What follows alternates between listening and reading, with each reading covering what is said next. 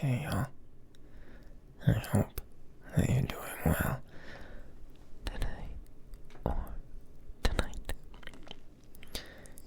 You may have noticed that the camera is a little bit closer than usual. I'm just kind of experimenting with something new, trying new things, help mix things up a little bit. Because I post every day, I don't want to have you all getting bored. So little changes here and there gonna help break it up a bit. At least that's the goal.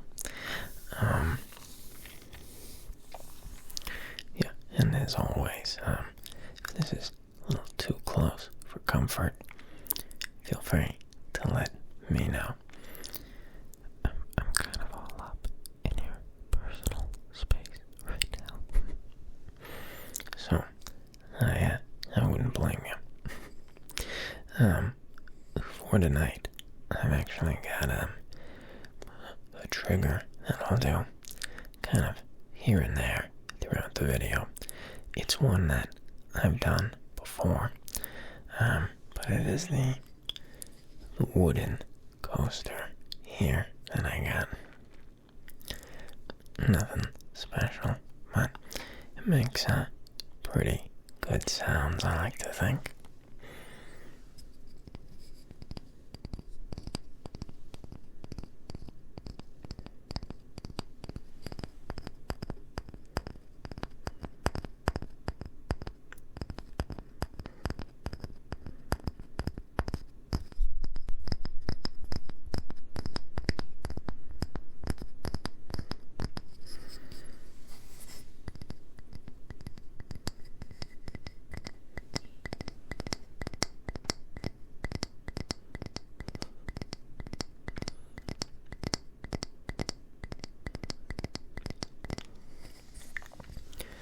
But anyhow, I've mentioned this probably a couple times now in some past videos of mine, briefly, but normally I keep my nails really, really short and tidy. I don't like having nails that are long. They tend to get in the way of a lot of the things that I like to do.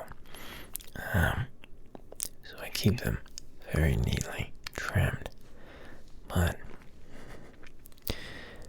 ever since starting this channel here,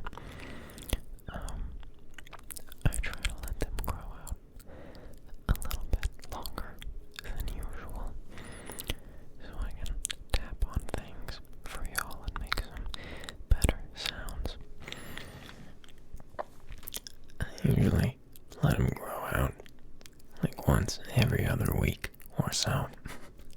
That's about as much as I can handle at the moment. But once they're a little bit longer, like they are now, I try to do some tapping sounds for y'all. I carry a what's the word? A manicure kit with me. I bring a backpack with me to work, and I always have nail clippers, a nail file, and then tweezers in my bag. Just because, again, I like to keep them neat, and with the nature of my job, I get a lot of grime and gunk under my nails, which is kind of grosses me out. So I keep it on me so I can clean it all up at the end of the night. I'm not very good at trimming my nails. I know it's kind of a silly thing to say, like, how can you be bad at trimming nails? But I swear it, I'm really bad at it. I can never, I always do that thing where I cut them just a little bit too short, and then I kind of like cut the skin underneath a little bit. Not necessarily cut, but the nail separates from the nail bed just a little bit, and you get that really uncomfortable stinging sensation under the nail. I don't know if I'm making much sense, but I tend to do that to myself quite a bit, which is a really unpleasant feeling. But I make that mistake quite often. I still haven't learned, so you'd think by now I'd be pretty good at it. I've had that nail kit for probably about 2 years now, and I always, again, trim them up after work most of the time, so yeah, you'd think I'd be a bit better, or at least more careful. But I never seem to learn my lesson with that. The nail file, too. I used to just use sandpaper. I used to do a lot of woodworking, especially when I was like a late teenager, like 18 to 19, even 20. I was really into woodworking, so I always had a bunch of sandpaper on hand, various different grits from, really, really rough to super, super fine grit. And so, if I had like a bit of a hangnail, or one of my nails was a bit jagged, just grab some sandpaper from my workshop and scuff it down, I'm used to using sandpaper, so I was always really good at that. But the actual nail files, I tend to sand more of the tips of my fingers than the nail itself. I'm wildly inaccurate with it because it doesn't really, sandpaper like molds to the shape, it's so thin. You can kind of mold to my fingertip. It's easier to work with. The nail file is stiff, so it's kind of awkward for me to use, especially when I'm filing down the nails on my right hand. So I'm using my left hand, my non-dominant hand. Yeah, it gets messy real quick. Oh, it's raining out there. Can you hear that? It's really coming down. It's been raining on and off for, gosh, there's Gilbert too. He's talking. It's been raining on and off for the past 2 or 3 days here. I love the rain so much. It was actually really nice. I woke up this morning, or this afternoon, really. I woke up at like 2 in the afternoon. Anyhow, I woke up to thunder. I love that so much. I woke up to this big old thunderclap from outside, and not in like a scary way. It didn't startle me awake, because it started off like in a low rumble of thunder, and the raindrops were hitting the window, and then it slowly grew louder and louder until like a big booming thunderclap went out. And yeah, nature's alarm clock, I suppose. And it was telling me I was sleeping in far too late, and it was time to get up. Waking up and looking out the window and seeing rain is one of the best feelings. I love that so much. Gosh, it's so calming and peaceful. very, very peaceful to me. When I was a kid, it wasn't quite that way. I lived in an area that would get lots of tornadoes and tornado warnings. So, rain and thunderstorms actually made me really, really nervous and anxious because I was worried a tornado was gonna touch down and, get me. Not very pleasant. And I remember, oh man, the neighborhood I was in, those tornado sirens. Yeah, I'm not kidding.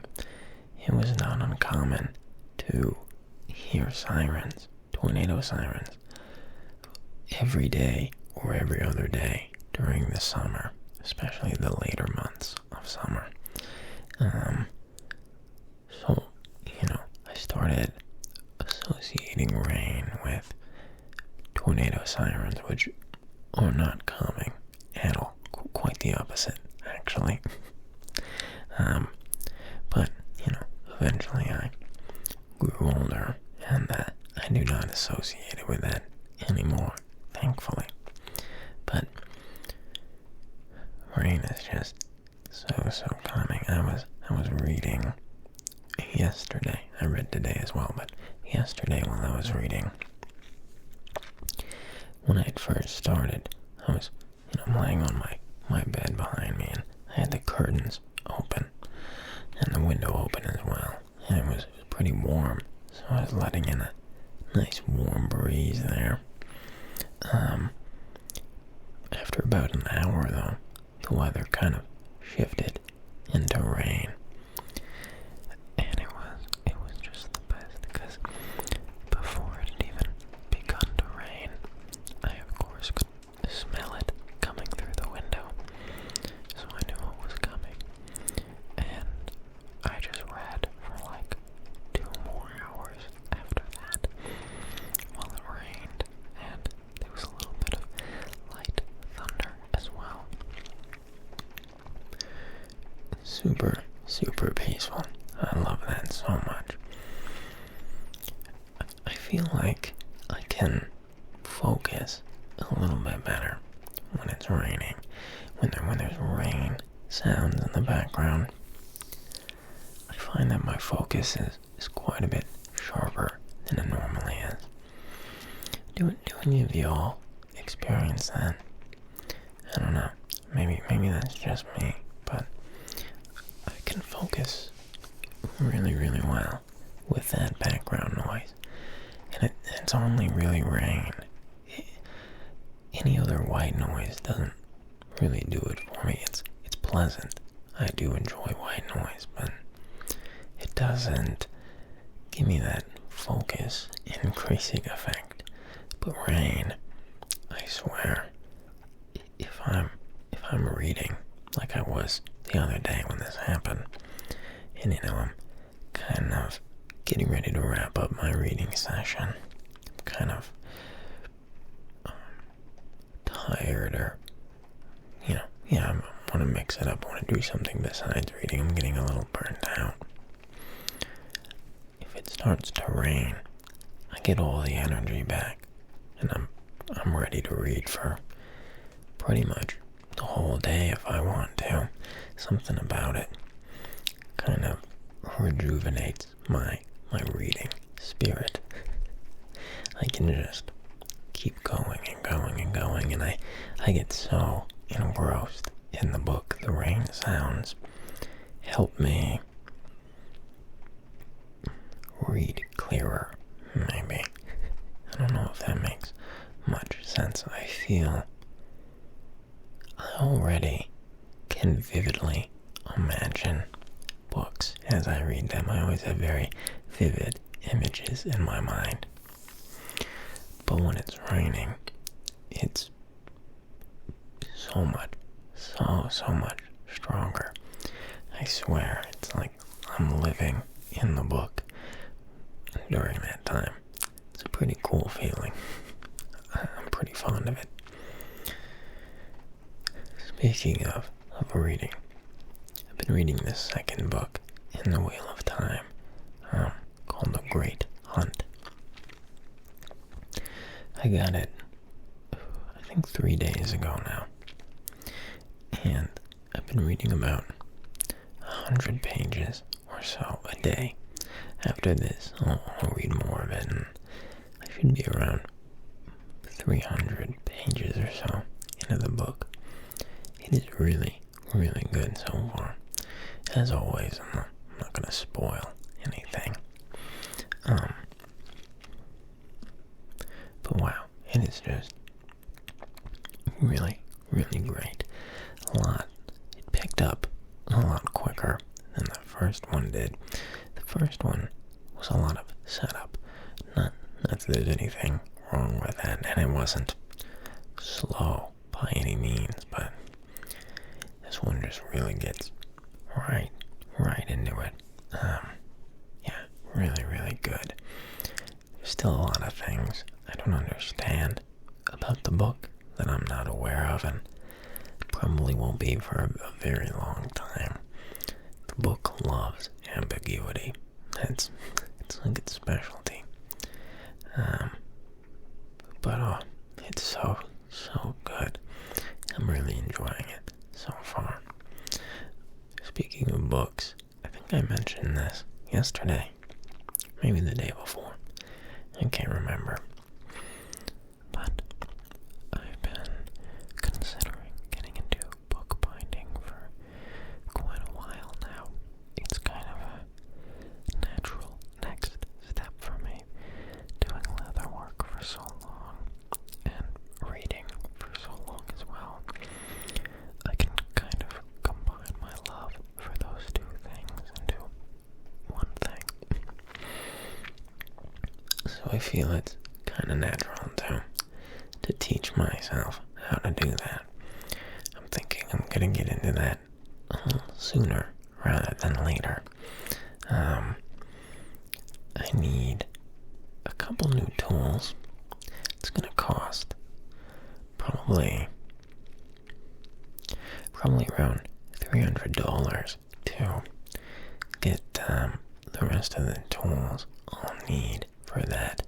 Thankfully, doing leather work for so very long, I already have a whole bunch of tools already, very nice tools that I've collected over the years and made use of.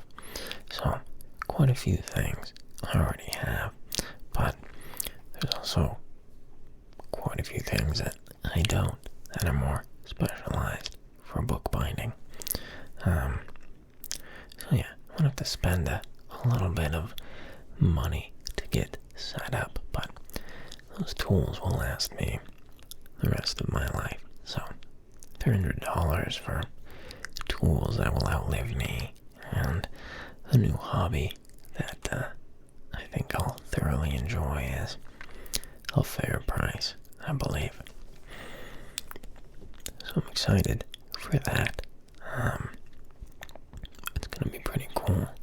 The goal is to have basically my own private library that's completely custom. That would be pretty amazing, I think.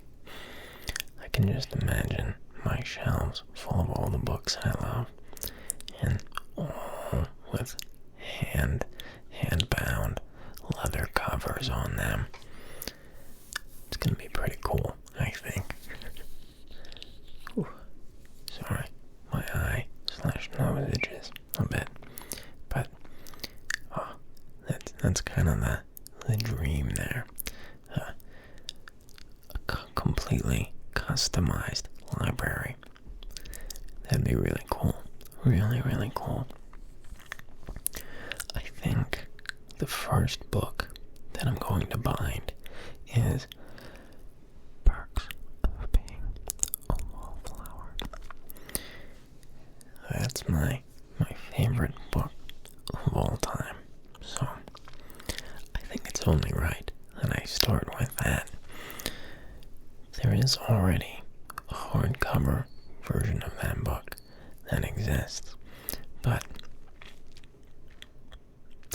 frankly, it's kind of ugly looking. It's like a banana yellow color. There's guts. It's like a bright banana yellow color. And it just doesn't look very good on the shelf, you know? I think my plan for it, I can picture it pretty clearly in my head. I think what I'm gonna do for that specific book, that particular book, is I think I'll use a nice brown leather, something not super dark brown, but not too light, kind of in the middle, maybe like a cognac kind of shade of brown. And then I actually don't plan to put any lettering on the cover at all. I think I'll let it speak for itself. So the spine, the cover, the back won't have any titling on it. I think I'm just going to tool the entire leather cover with a floral pattern. Now, for those of you who don't know what tooling is, it's basically putting designs onto leather by stamping the leather. You use various different tools to do so, one of which is called a swivel knife.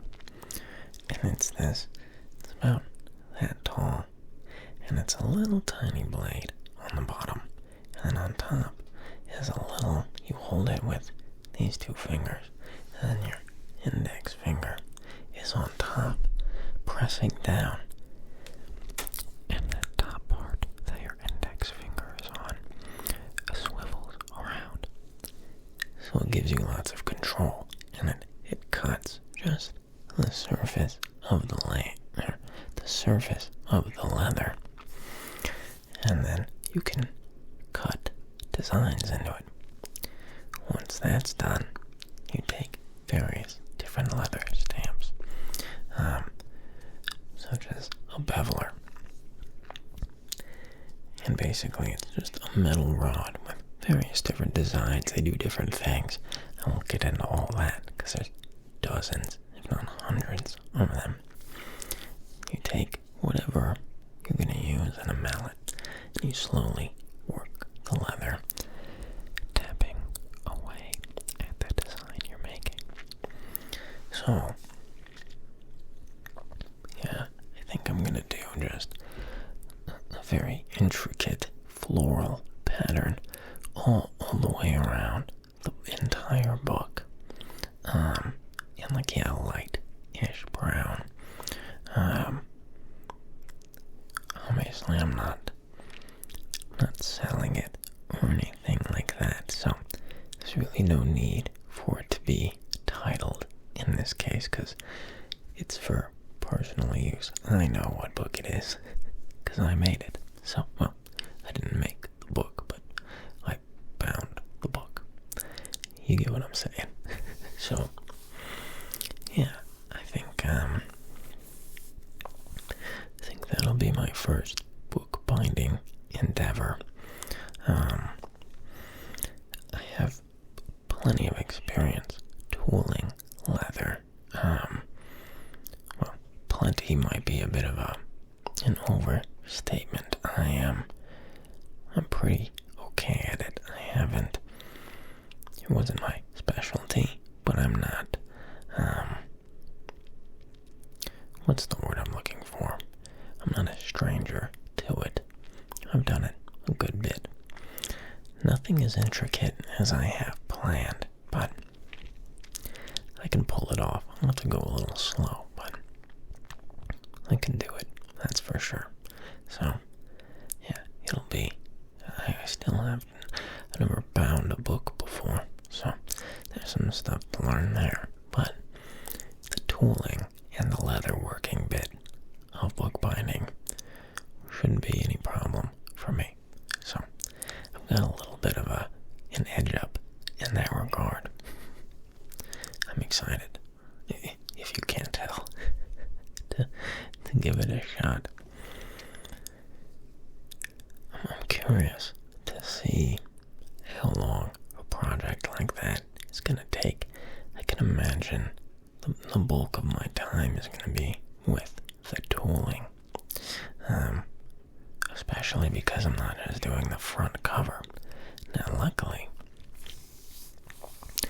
the one thing in my favor is that the text block, the book, the paperback that I have, that I'm going to sacrifice its cover for a nicer one. It's a pretty small book. It's not super tall or super wide, so it might not take quite as long as I expect. Who knows? Only time will tell. I'll definitely make sure to show y'all once it is done. I don't even have the tools to begin the project as of now. Well, I suppose I could do the tooling, but I kind of want to wait till I have everything in one spot. But I just thought of something. Maybe I'll do like an olive green kind of leather instead of a light brown. That might fit kind of the theme of the book a bit more. I've got a lot of decisions to make. How exciting. Anyhow, I'll make sure to show y'all my completed project whenever it is I end up completing it. It will probably be quite a few months from now, so I guess keep your eyes peeled for that. Anyhow, I got totally sidetracked and didn't end up tapping through this video. So, these last few minutes here are going to be exclusively tapping for y'all. I feel bad that I didn't keep my promise, keep up my end of the bargain. So, before I leave y'all to the sounds of tapping, I will send you off. I hope that y'all have a great rest of your day or night, and that y'all stay safe out there. Have a good one, y'all.